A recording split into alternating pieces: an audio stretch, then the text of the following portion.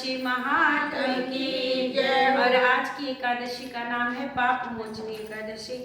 धर्मराज युधिष्ठिर कहते हैं कि भगवान पाप मोचनी है ना, फाल्गुन माह के शुक्ल पक्ष की एकादशी का महात्म्य सुना। अब चैत माह के कृष्ण पक्ष की एकादशी के बारे में बताइए।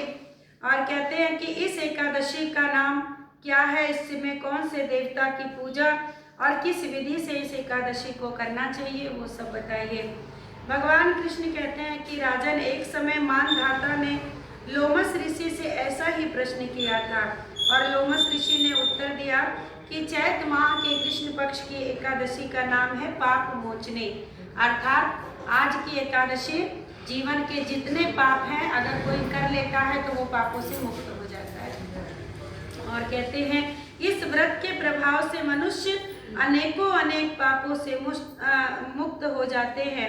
और इसकी कथा है, प्राचीन समय में एक चैत्र रथ नाम के कहते हैं कि वन में अप्सरा वास करती थी। वहाँ हर समय बसंत रहता था। उस वन में एक मेधावी नामक मुनि तपस्या किया करते थे और जो मेधावी मुनि थे वो भगवान शिव के भक्त थे। और कहते एक दिन मंजू घोषा नाम की एक अप्सरा उनको मोहित करने के लिए सितार बजा बजा कर मधुर गाना गाने लगी। और उस समय कहते हैं शिव के शत्रु कामदेव भी मेधावी मुनि को जीतने के लिए तैयार हो गए। वो भी आ गए कि मेधावी मुनि को जीत लिया जाए।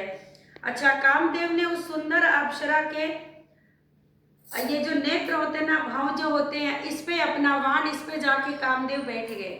और स्त्री के हमेशा नेत्रों से ही वार की होता है पुरुष के लिए, इसीलिए कहते हैं स्त्री को कभी भी हमेशा नजर नीचे करके चलना चाहिए, कभी नहीं। हाँ, नेत्रों से ही वार होता है। तो यहाँ पर कामदेव जी नेत्रों पे आकर के बैठ गए। और उस समय अच्छा मेधावी मुनि भी कैसे थे, 25-26 साल के युवा थे। मतलब जब कहते हैं ना जो अवस्था मनुष्य की ऐसी होती है जो भटकने का चांस होता है, ऐसी अवस्था में ऋषि थे। और कहते हैं यज्ञोपवीत दंड धारण कर रखा था। मुनि को देख करके मंजू घोषा ने धीरे धीरे मधुर वाणी से वीणा पर गान शुरू किया। और मेधावी मुनि ने भी मंजू घोषा के मधुर गान को सुना और जब नेत्रों को खोला तो उसके सुंदरता पे मोहित हो गए मेधावी मुनि। और उसके बाद कहते हैं अप्सरा उन मुनि को कामदेव से पीड़ित जानकर उनका आलिंगन करने लगी। और उसके बाद कहते हैं मुनि सौंदर्य पर मोहित होकर के शिव शक्ति शिव रहस्य को ही भूल गए। अच्छा, जब इंसान काम के वश में हो जाएगा तो फिर वो भक्ति नहीं कर सकता, तब तो फिर उसी में मोहित होगा। उसके बाद कहते हैं काम के वशीभूत होने के कारण उन्हें दिन और रात का कोई आभास नहीं रहा कि क्या समय है। मंजू घोषा कहती कि मुनि बहुत समय बीत गया है, आप स्वर्ग जाने की आज्ञा दीजिए। लेकिन अप्सरा के ऐसे वचनों को सुनकर मुनि कहते हैं सुंदरी, अभी तो हम मिले हैं। ये कथा हमने भागवत जी में भी सुनी है, विष्णु पुराण में भी आया है। तो हाँ, कहते हैं कि अभी तो हम मिले हैं, अभी समय कितना हुआ, प्रातः काल ठहरो। मुनि के वचनों को सुनकर फिर वो उनके साथ रमण करने लगती और बहुत समय बीत गया। मुनि से कहा कि हे मुनि, अब मुझे स्वर्ग जाने की आज्ञा दीजिए, बहुत समय बीत गया। मुनि बोले कि अरे थोड़ा समय और रुक, अभी समय कुछ नहीं हुआ है, अभी अभी तो तुम मुझसे मिली है। अच्छा, रात्रि तो बहुत लंबी है, अब आप सोचिए कि मुझे आपके पास आए कितना समय हो गया। उस अप्सरा के वचनों को सुनकर मुनि ने ज्ञान दृष्टि से देखा और जब देखा तो कहते हैं रमण करने के समय का प्रमाण कितना था, बताया 57 साल 7 महीना 3 दिन, रातों दिन रमण होता है, कोई समय का आभास नहीं था। उसके बाद कहते हैं अप्सरा को काल का, अब जब इनको ज्ञान हुआ ना कि इतना समय तो मैंने बिना हरि की भक्ति के गुजार दिया, तब जाके इनको ऐसे लगा कि ये अप्सरा नहीं थी, ये तो मेरा काल थी जो मेरे जीवन को बर्बाद करने के लिए आई थी। और उसके बाद कहते हैं अब लोमश ऋषि जो हैं वो विकट क्रोधित हुए और तप नाश करने वाली अप्सरा की तरफ देखते हैं।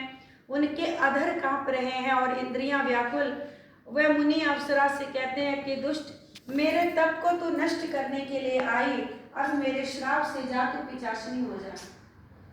अच्छा, उसके बाद कहते हैं कि तू महान पापनी दुराचारणी है, तुझे धिक्कार है। मुनि के श्राप से वो पिचाशनी हो गई और बोली कि हे मुनि, अब मुझ पर क्रोध को त्याग कर प्रसन्न होइए और इस श्राप का निवारण कीजिए। दोष मेरा अकेले का नहीं था, आप भी नहीं मुझे जाने दे रहे थे।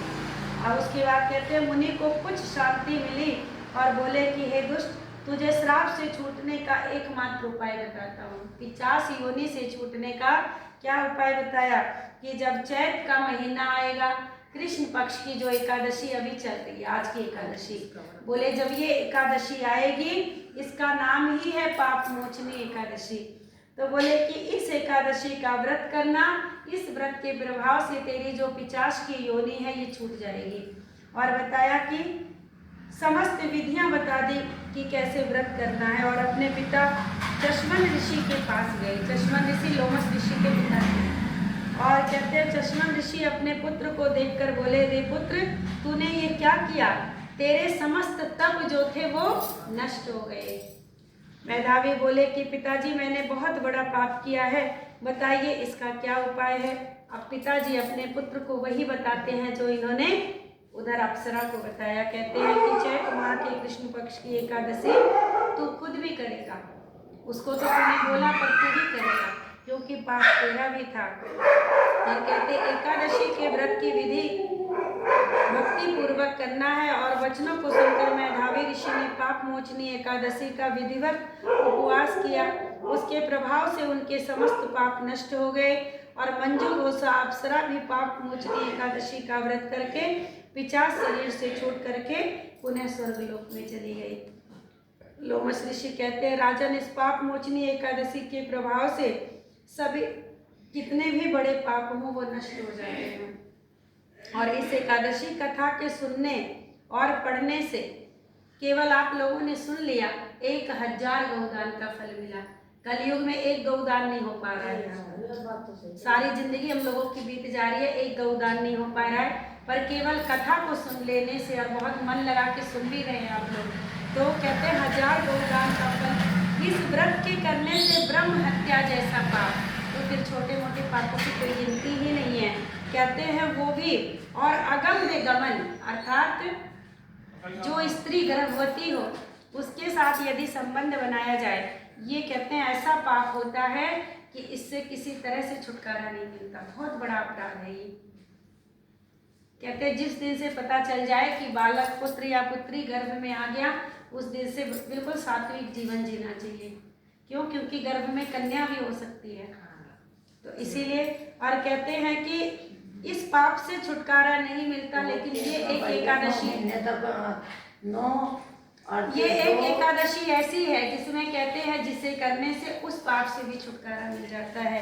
और अंत में लोग कितने भी बड़े पापी हों, अगर इस एकादशी का व्रत कर लिया तो निश्चित स्वर्ग की प्राप्ति होती है। बोल एकादशी महात्म्य की।